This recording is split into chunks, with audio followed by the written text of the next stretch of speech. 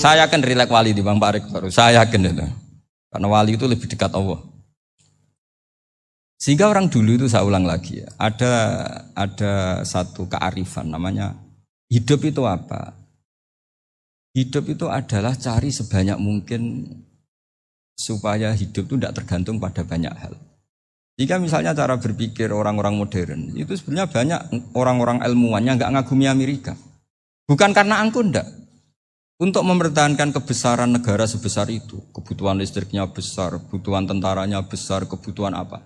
Sementara negara kayak Venezuela atau Swiss kebutuhannya ada banyak. Pertanyaannya, yang tergantung dengan banyak hal sama yang tidak tergantung banyak hal, itu pinter mana? Kalau dibalik pertanyaannya gitu, negara-negara maju itu tidak keren kalau dibalik pertanyaannya. Orang yang untuk mempertahankan eksistensinya banyak, butuh banyak hal, dengan yang tidak butuh banyak hal, itu pinter mana? Orang yang bahagianya nunggu jadi dokter, nunggu jadi kiai besar, kiai viral, dengan orang yang bahagia cukup dengan ngopi, itu pinter mana?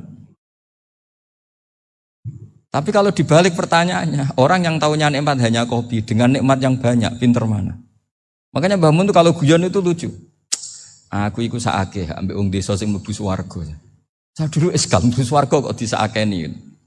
Akhirnya beliau memberi penjelasan. Wong desa iku roe pakanan enak, iku mau kopi mbek uduk. Lah swarga iku mau nuruti sing dikarepno. Akhirnya wis mau mangan, wis ngopi, nguduk, ngopi, ora roh pakanan liyane ku ora roh. Nasi mandi yo ora roh, pizza yo ora roh apa-apa. Terus saya bilang, wah lah niku nak nganti selera tentang wanita cantik. Iku juga sederhana. Rodok pesek ya wis cantik, rodok ireng ya wis. Apa bidadarinya seperti itu karena saking enggak pengalamannya. Jadi surga itu kan nuruti apa yang diinginkan. Kira-kira keinginan orang kampung kalau di surga itu apa coba? Makanan apa coba? Mana senangnya ketemel gemblong itu. Artinya malaikat lebih suka nangani surganya orang-orang kampung di Bang Pak Rektor. Ini sudah ribet ini. Makanan apa saja sudah dicoba. Ya. Terus kalau di mall tahu orang macam-macam, seleranya macam-macam pasti itu. Enak mana kalau sampai jadi malaikat pelayan surga? Suka ngelayani orang kampung apa yang orang kota? Orang kampung kan? Jadi ya itu guyon ya, guyon tapi itu menjadi pikiran kita bahwa orang yang banyak kebutuhan itu sebetulnya banyak kebodohannya karena menggantungkan kebahagiaannya dengan banyak hal. Makanya Imam Syafi'i ngendikan istighna itu apa? Al-istighna anisya'i. Yang dikatakan kecukupan adalah berusaha sebanyak mungkin banyak hal tidak kamu butuhkan. Bukan memenuhi semua kebutuhan kamu karena nafsu kamu ini tidak ada batasnya gitu. Kalau kamu penuhin nggak akan selesai. Itu ada perempuan yang kurang cantik itu minta doa saya, Gus doain suami saya kaya. Terus tak guyonin, terus nggak minta. Kalau suami kamu kaya, yang pertama dirubah itu apa? Rumah supaya rumah saya bagus. Kedua apa? Mobil supaya mobil saya bagus. Nanti yang dievaluasi itu kamu. Mobil bagus, Alphard, rumah mewah, istrinya kamu pasti itu dievaluasi. Langsung enggak usah sudah gini aja kan. Jadi pertama yang dievaluasi itu kaya itu coba kalau suami kaya itu yang dievaluasi pertama rumah ya. Rumah ganti. Setelah itu apa? Mobil. Kira-kira berikutnya. Akhirnya sudah enggak jadi.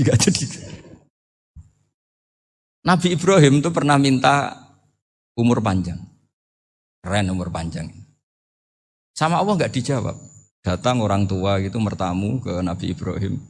Terus disuguhi dikasih kurma. Apa itu? Kok kurma apa? Anggur yang sudah matang sekali. Sudah dimakan. Setelah dimakan meler keluar lagi. Dimakan lagi meler lagi. Terus Nabi Ibrahim masuk lagi ke kamar. Ya Allah doanya tak cancel. Nanti kalau saya tua kayak itu. Jadi Allah itu gak jawab langsung tapi ngirimkan itu. Akhirnya ya Allah gak jadi. Nanti takut itu. Saya pernah ngalami jadi kiai tadi ada ibu-ibu ya gak pati cantik lah. Suaminya tuh miskin sekali. Minta doa saya supaya kaya. Bareng tak kasih pertimbangan itu udah gak usah gak jadi. Jadi itu kearifan. Tapi kearifan ini harus kita tanamkan. Saya nggak bisa membayangkan Indonesia yang besar ini, andai kan tidak ada qanaah. nerimo ing pantum. Coba sekarang ada Covid. Andai kan Indonesia tuh kayak Perancis. Beberapa kali punya tamu orang yang hidup lama di Perancis, bahkan dapat istri orang Perancis. Itu dulu gak begitu mencintai Indonesia. Tapi setelah di Perancis 2 tahun, wah Indonesia hebat. Di Perancis itu kata dia kalau cerita, semua kebutuhan masyarakat itu dibebankan ke negara. Apa saja minta negara, apa saja nyoal negara. Sementara Indonesia, coba kalau Indonesia mengalami seperti ini kok tidak ada konaan, rimo ing pantum, bisa kios Indonesia. Orang miskin nyalahkan negara, kelaparan nyalahkan negara, apa saja. Ini barokahnya dididik kiai, jogeman nyalahno wong liya. Urip pun romo ing pandum, diame. Sampai gak ngerti kalau Covid. Banyak tuh orang-orang kampung itu, orang lugu-lugu itu. Mbah niki saking Covid, salam ning Covid, muga-muga umure panjang. Dikira Covid itu nama orang yang ahli sosial itu. Mbah niki dana saking Covid. Matur nuwun sampekno salamku, muga-muga umur panjang. Bingung kan yang nganterin ini. Ini gimana yang mau menjelaskan? Memang nggak paham, ribet kan. Tapi saya pastikan bahwa dengan keadaan seperti ini kita bahagia, kita stabil, itu jelas barokahnya kalimat tadi, moto tadi atau pegangan hidup tadi. Makanya disebut al-ibarat qutun li'ailatil mustami'in, bahwa redaksi atau kata-kata atau pegangan atau filosofi hidup, apalah namanya itu adalah penyemangat. Penyemangat. Karena kata-kata ini memang luar biasa. Ketika sahabat perang demi kebenaran, zaman itu ya pasti benar karena yang dibela Nabi. Dulu itu kan enak zaman Nabi, yang dibela mesti benarnya, musuhnya mesti salahnya. Jika dulu itu memang harus tegas. Kalau sekarang mau tegas gimana? Yang kamu bela tidak mesti benar, musuhnya tidak mesti salah. Ribet kan kalau misalnya saya tukaran sama Pak Rektor, kamu mau bela mana kan bingung. Saya tidak mesti benar, saya tidak Nabi. Pak Rektor apalagi tidak mesti benar lagi kan? Ribet kan? Jadi kalau kita mau perang sekarang itu mau pede gimana? Enggak. Makanya banyak ulama sekarang tuh mau tegas tuh enggak berani karena ya banyak hal yang abu-abu lah wilayahnya. Misalnya pilihan presiden atau pilihan bupati, pilihan menteri. Kamu mati-matian bela itu, yang kamu bela tidak mesti benar, musuh kamu tidak mesti salah. Misalnya pilihan bupati, wah ini kabupaten ini baik kalau bupatinya ini, yang satu bilang ini, terus tim suksesnya kamu tanya, kamu yakin? Ya tidak juga. Lah kenapa semangat? Kan saya botohnya paling alasannya ya itu aja, bukan yang lain. Beda dengan zaman Nabi, nabinya mesti benar, Abu Jahalnya mesti salah, kan enak aturan mainnya jelas. Singkat cerita dalam perang itu banyak sahabat yang alami luka, ngalami apa gitu. Kemudian curhat ke Nabi, ya Nabi gara-gara derekkan jenengan, ngikuti jenengan saya harus ngalami seperti ini. Ngiranya orang itu diapresiasi sama Allah keluarnya. Ternyata sama Allah gak diapresiasi. Malah diturunkan ayat intakunu ta'lamuna fa innahum ya'lamuna kama ta'lamun wa tarjuna minallah ma'ala yarjun. Kalau kamu sakit karena perang, orang-orang kafir itu ya sakit. Itu saja berani padahal demi kekafiran. Wa tarjuna minallah ma'ala yarjun. Padahal kamu punya nilai lebih yaitu berharap kepada Allah yang mereka tidak punya. Saya jadi kiai itu ya kadang mangkel. Karena yang benci ya benci, yang seneng itu ngel-ngel loh kayak Pak Bejo.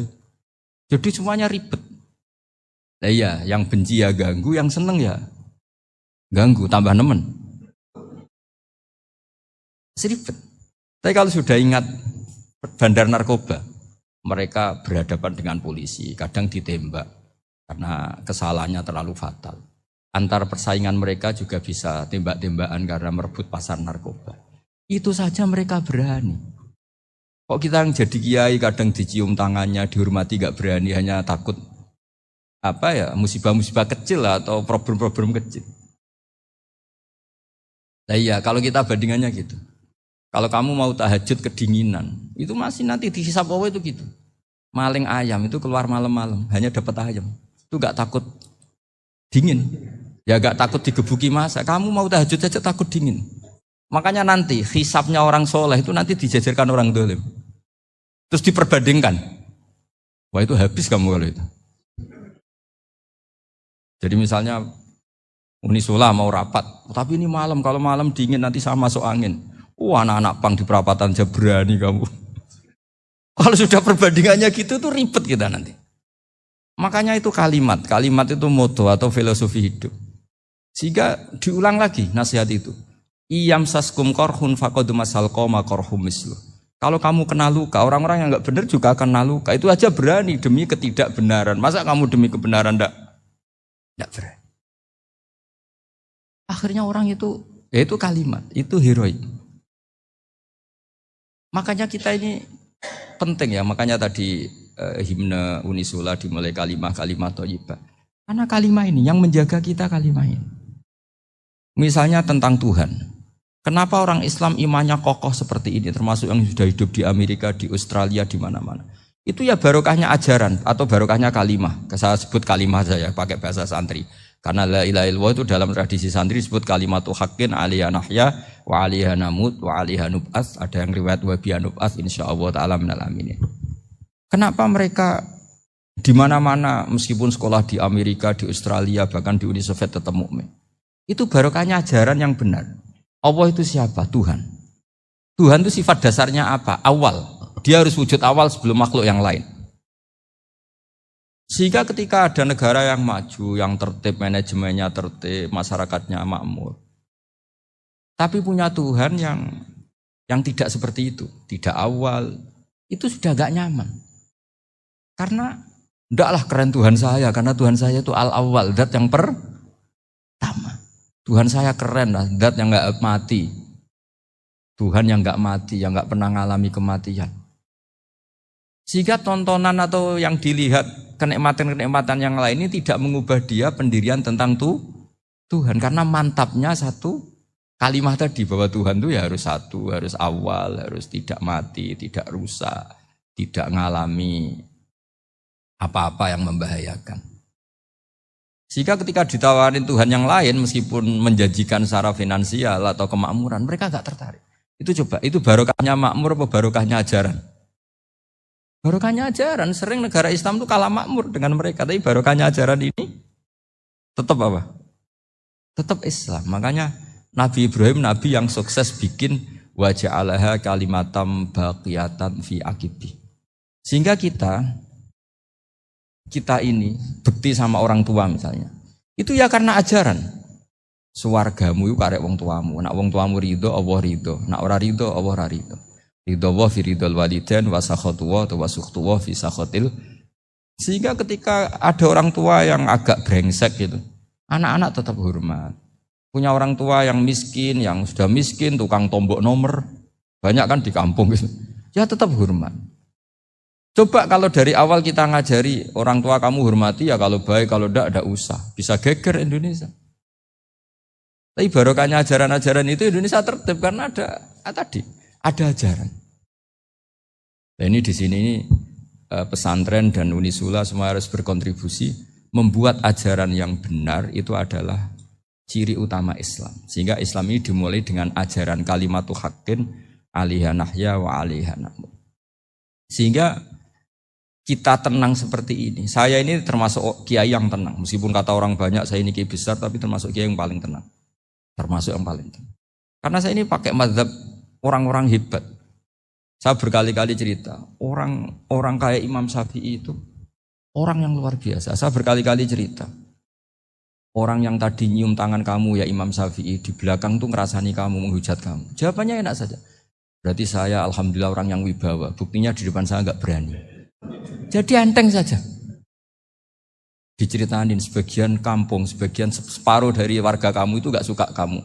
Ya bagus lah enggak suka saya, enggak akan utang duit saya. Di mana-mana orang utang itu karena teman dekat. Kalau enggak seneng pasti minimal enggak utang, enggak pinjam mobil, enggak pinjam apa. Berkah mana yang seneng sama yang gede? Jadi dianggap enteng saja. Semua yang dialamin dianggap enteng saja. Misalnya punya istri pemarah, ya baguslah marahin suami. Kalau marahin tonggo malah ribet. Jadi kamu harus terima kasih kalau dimarahin istri. Baguslah marahin saya mah, kalau marahin tonggo ribet. Jadi enteng saja. Tapi kita sekarang itu karena nafsu ya, sehingga menghadapi hidup ini ribet. Ulama dulu kalau mau mati itu senengnya bukan main. Sudah lama saya ini ingin gak maksiat. Kayaknya gak maksiat paling efektif itu mati. Ya tidak apa-apa Gusti, kalau sebaiknya mati ya mati aja. Enteng saja. Jadi melihat kematian itu akhir dari segala keburukan atau potensi keburukan. Apapun baik kita sekarang, suatu saat mungkin kita gak baik. Yang bisa menghentikan ketidakbaikan atau potensi ketidakbaikan itu apa coba? Mati kan? Berarti mati itu mengerikan apa menyenangkan? Mesti kamu tidak berani menjawab. Meskipun secara ilmu kamu berani, tapi secara rasa agak berani kan?